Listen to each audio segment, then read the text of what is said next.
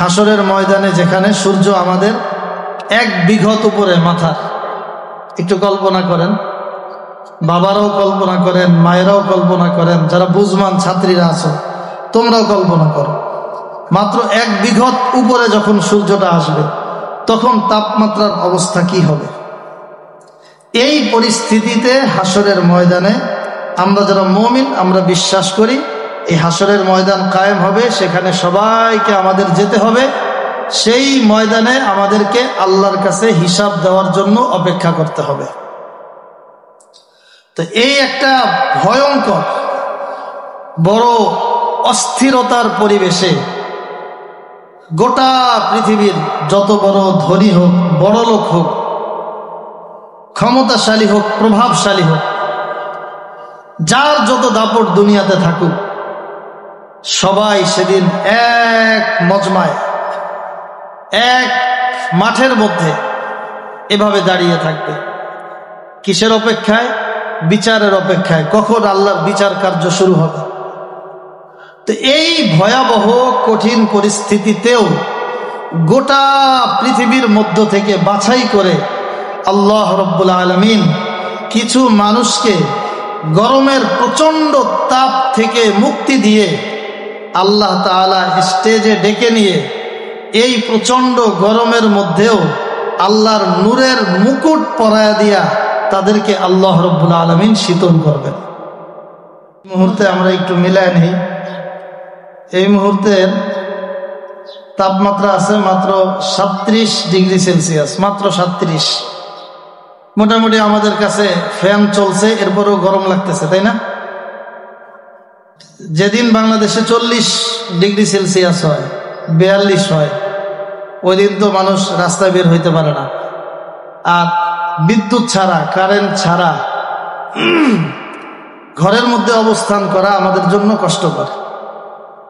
আর সেই বিদ্যুৎ ছাড়া যদি খোলা আকাশে তাপমাত্রা মাত্র 40, খোলা আকাশে যদি আমাদেরকে আকাশের নিচে দাঁড়িয়ে থাকতে বলা হয়, এটা আমরা যারা আছি মোটামুটি কারো পক্ষেই এটা স্বাভাবিক হবে না, অস্বাভাবিক এবং শাস্তি হিসেবে আমরা এখানে দাঁড়ায় থাকতে পারি। কেউ শাস্তি ছাড়া এই তাপমাত্রায় কেউ দাঁড়াবে না। মাত্র 100%-এর মধ্যে 40% তাপমাত্রা যখন হয় তখন এই অবস্থা, আমরা কেউ স্বাভাবিক থাকতে পারবো না। তো সেখানে যদি 50% হয় কি পরিমাণ অবস্থা হবে? যদি সেটা বাড়তে বাড়তে 100% তাপমাত্রার এলাকা হয় তখন পরিস্থিতিটা কি হবে? মাথার ভিতরের মগজ টকবক করে এগুলো সব ফুটতে থাকবে। তো হাসরের ময়দানে আমাদের সূর্য এখান থেকে লক্ষ লক্ষ মাইল দূরে, তাই যদি তাপমাত্রার এই অবস্থা হয়, হাসরের ময়দানে যেখানে সূর্য আমাদের 1 বিঘত উপরে মাথার। একটু কল্পনা করেন, বাবারাও কল্পনা করেন, মায়েরাও কল্পনা করেন, যারা বুঝমান ছাত্রীরা আছো তোমরাও কল্পনা করো, মাত্র 1 বিঘত উপরে যখন সূর্যটা আসবে তখন তাপমাত্রার অবস্থা কি হবে। এই পরিস্থিতিতে হাসরের ময়দানে আমরা যারা মুমিন আমরা বিশ্বাস করি এই হাসরের ময়দান কায়েম হবে, সেখানে সবাইকে আমাদের যেতে হবে, সেই ময়দানে আমাদেরকে আল্লাহর কাছে হিসাব দেওয়ার জন্য অপেক্ষা করতে হবে। তো এই একটা ভয়ঙ্কর বড় অস্থিরতার পরিবেশে গোটা পৃথিবীর যত বড় ধনী হোক, বড় লোক হোক, ক্ষমতাশালী হোক, প্রভাবশালী হোক, যার যত দাপট দুনিয়াতে থাকুক, সবাই সেদিন এক মজমায়, এক মাঠের মধ্যে এভাবে দাঁড়িয়ে থাকবে। কিসের অপেক্ষায়? বিচারের অপেক্ষায়, কখন আল্লাহর বিচার কার্য শুরু হবে। তো এই ভয়াবহ কঠিন পরিস্থিতিতেও গোটা পৃথিবীর মধ্য থেকে বাছাই করে আল্লাহ রাব্বুল আলামিন কিছু মানুষকে গরমের প্রচণ্ড তাপ থেকে মুক্তি দিয়ে আল্লাহ তাআলা স্টেজে ডেকে নিয়ে এই প্রচণ্ড গরমের মধ্যেও আল্লাহর নূরের মুকুট পরায়া দিয়া তাদেরকে আল্লাহ রাব্বুল আলামিন শীতল করবেন। কাদেরকে?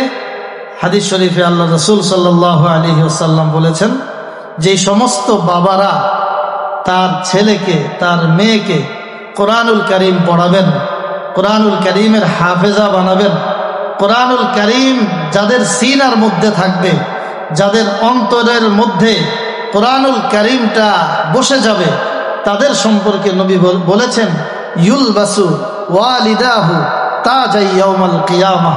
ওই কিয়ামতের ভয়াবহ পরিস্থিতিতেও আল্লাহ রাব্বুল আলামিন ওই পিতা মাতাকে আল্লাহর নূরের তৈরি হাসরের স্টেজে, হাসরের ময়দানের স্টেজে ডেকে সব মানুষের সামনে আল্লাহ তাআলা নূরের মুকুট দিয়ে আপনি বাবা আপনি মাকে আল্লাহ তাআলা সম্মানিত করবেন। এই একটা মর্যাদা, এটা পৃথিবীর একমাত্র কোরআনুল কারীমের হাফেজ এবং হাফেজার বাবা ছাড়া আর কার জন্য এই মর্যাদা নাই।